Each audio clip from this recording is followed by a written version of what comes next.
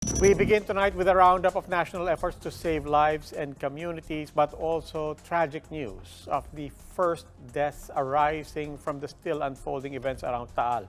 Nobody was directly killed in the eruption. Now, 3 days later, ironically, three students were killed in a car accident after volunteering to assist evacuees.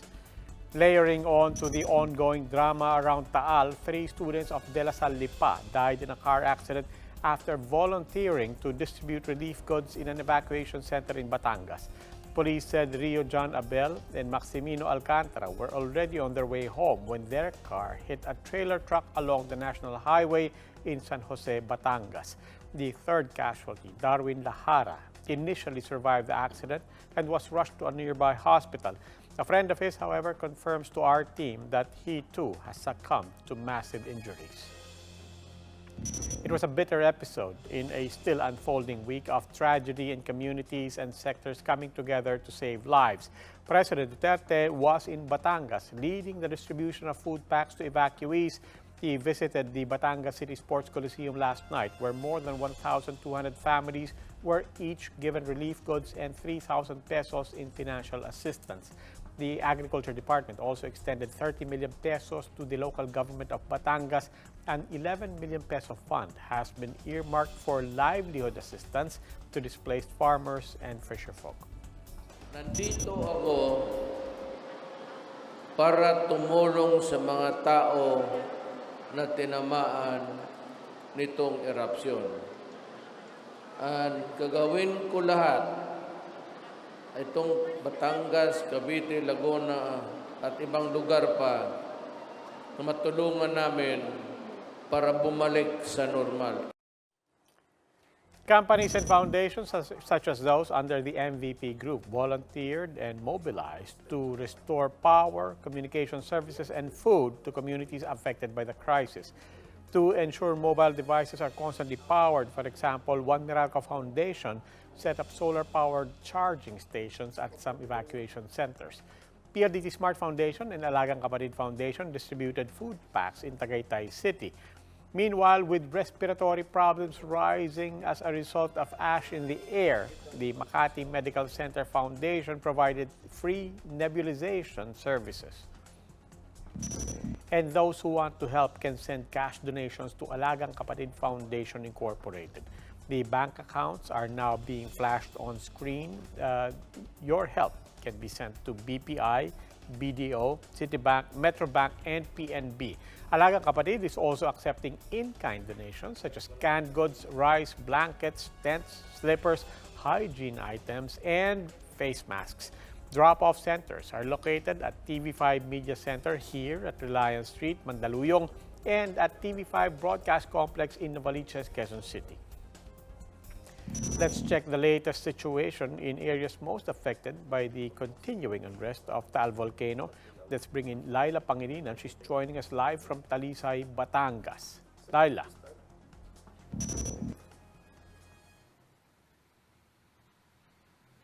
Robbie, we are now here at Batangas City. Nilisan na natin ang Talisay dahil nga sa mga sinasabi nila na maaaring magkaroon ng further damage dahil sa unrest ng Bulkang Taal. We are now here in Batangas City, but several towns in Batangas are now on a lockdown, and News 5 was actually one of those teams who were denied permission to enter Talisay this noon. Long line of vehicles that are supposed to go inside Talisay have been stranded since noontime after the town was placed under lockdown. Kailangan po naming i-lockdown saglit. Ang pinapasok lang po namin sa loob ay Coast Guard, SWAT at saka mga bumbero po. Pasensya na po kayo. Talisay is one of the hardest hit towns by the continuous eruption of the Taal volcano. This creek, for instance, has gone completely dry. Animal welfare volunteers also rushed to this place to ride a boat going to Volcano Island, where a number of pets and farm animals were rescued. But rescue efforts in the Volcano Island have been put to a halt due to imminent danger. Even if Taal has been spewing lesser amount of ash, authorities say tremors continue to be a threat. But earlier, the Philippine Pet Birth Control Center managed to reach Volcano Island. Volunteers were shocked by the number of horses half buried in the thick pile of ash. Those that were found alive were treated immediately by the vets. 300 farm animals were carried by a bangka to Balete, where the grass is greener. In the town of Tanawan, meanwhile, a group of friends went to abandoned houses to rescue animals that were left behind by their owners. These animals are just scared as us, so nobody's fending for them, so we might as well help them. Due to continuous ashfall in the areas nearby the volcano, members of the Philippine Coast Guard are patrolling around to secure everyone's safety. Nagkanda kami ng civil patrol para malaman natin na wala na talagang tangkang pumunta yung mga bangka. Delikado na talaga yung area. At saka iniisip natin yung kalusugan ng ating kababayan.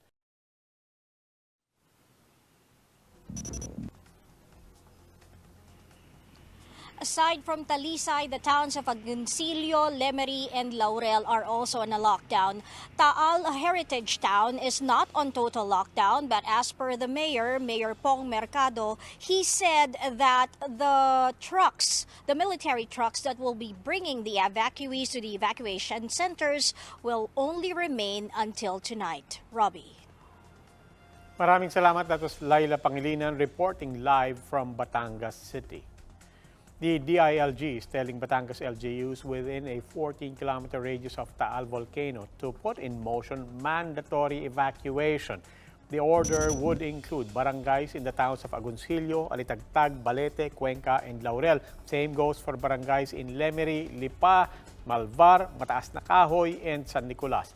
Those in Santa Teresita, Taal, Talisay, and Tanawan City are also covered by mandatory evacuation. And yet, despite the DILG's advice to conduct the evacuation, some Lemery residents were still fishing in the Pansipit River today. The DOH says fish caught within the 14-kilometer danger zone are not safe to eat. Meanwhile, FIVOLC says it is monitoring more danger signs in the area. Mga fissuring na nakikita at ang fissuring ay delikado kung may bahay doon mismo sa tabing ilog. Labor Secretary Silvestre Rebella, meanwhile, has ordered the release of initial emergency funds. 72 million pesos will go to an emergency employment program where beneficiaries will help in rehabilitating affected municipalities.